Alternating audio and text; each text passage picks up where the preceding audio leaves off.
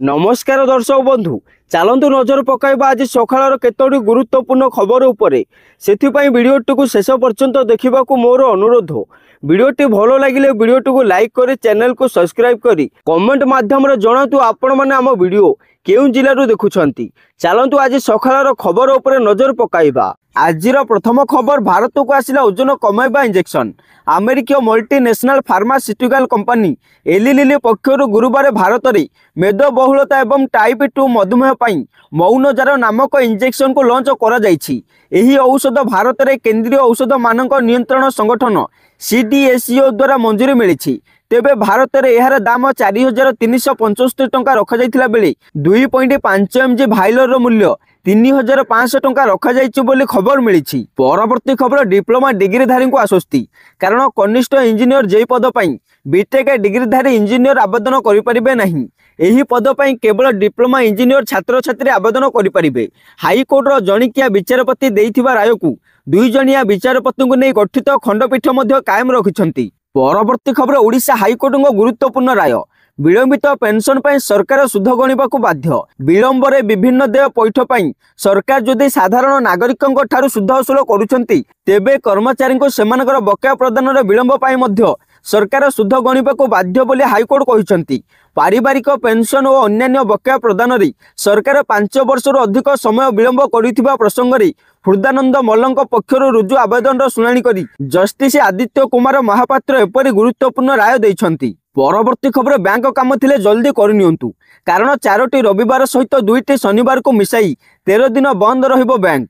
हाँ आज्ञा एप्रिल मास आरंभ हेबाकु जाउछि। आसंदा मासरे स्कूल कॉलेज सरकारी कार्यालय एवं बैंक गुड़िक अनेक दिन छुट्टी रहिबो। 1 एप्रिल 2025 रे बैंक गुड़िक बंद रहिबो। एने भारतीय रिजर्व बैंक RBI घोषणा करिछि। सेहीपरि रामनवमी हिंदू मानकर एक प्रमुख पर्व होइथिबारु 6 एप्रिल रविवार दिन बैंक गुड़िक बंद रहिबो। एहीपरि भाबरे 13 दिन बैंक बंद रहिबो बोली खबर मिलिछि। परवर्ती खबर IPL फैंसंग पय दुखद खबर। कारण KKR वर्सेस RCB ओपनिंग मुकाबिला होई पारे रद्द। कारण आज 22 मार्च 2025 रे IPL मैच आरंभ हेबाकु जाउछि।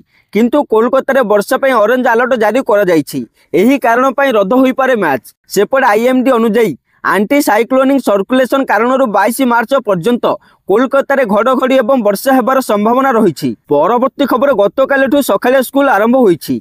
तेणु सकाळे 6:30 रे खोलिबो स्कूल। 10:30 जाए चलिबो पाठ पढ़ा। प्रथम रु द्वादश श्रेणी पर्यंत पिलांग पय लागू होईछि। राज्य रे ग्रीष्म प्रभाव को दृष्टि रखी सरकार एपरी निष्पत्ति नैछन्ति बोली खबर मिलिछि। परवर्ती खबर ओडिशा हाईकोर्ट रो नुआ मुख्य विचारपति नियुक्त हेले जस्टिस हरीश टंडन। सेपटे जस्टिस टंडन को मुख्य विचारपति भाव में नियुक्त करिसेंती राष्ट्रपति द्रौपदी मुर्मू। पूर्व सुप्रीमकोर्ट कॉलेजियम जस्टिस टंडन को नाम सुपारिश करथिले। एबे कोलकाता हाईकोर्ट विचारपति अछंते जस्टिस हरीश टंडन बोली खबर मिलिछि। परवर्ती खबर टोल गेट रे लागबनी लंबा लाइन। कारण वार्षिक टोल पास सिस्टम लागू करने को सरकार को चली प्लानिंग। सेपटे राष्ट्रीय राजपथ और express way toll tax FASTag व्यवस्था लागू होगा पर मध्य लंबा लाइन देखा मिलूँ। तेणु यही समस्या मुक्ति पाइबा केंद्र सरकार वार्षिक पास व्यवस्था प्रस्तुत करने उपरे विचार करुछंती। लोकसभा एक प्रश्नर जवाब रे सड़क परिवहन मंत्री नितिन गडकरी यही कथा कहिसंती। परवर्ती खबर केंद्रीय कर्मचारी और पेंशन भोगी खुशी खबर। कारण यूनिफाइड पेंशन स्कीम एप्रिल 1 रु कार्यकारी हेबाकु जाउछि। जहाँ विद्यमान जातीय पेंशन योजना को बदलाइबो। एही नुआ योजना अनुसार कर्मचारी माने अवसर पर पेंशन भाव में सेमानकर शेष 12 मासर हाराहारी मूल दरमार 50% पाइबे। तेबे यही परिवर्तन लक्ष्य होउछि कर्मचारी मानक निश्चित पेंशन प्रदान करिबा जहाँ पूर्वर बजार आधारित रिटर्न उपर निर्भरशील थिला। परवर्ती खबर पछरे पड़िबो गूगल।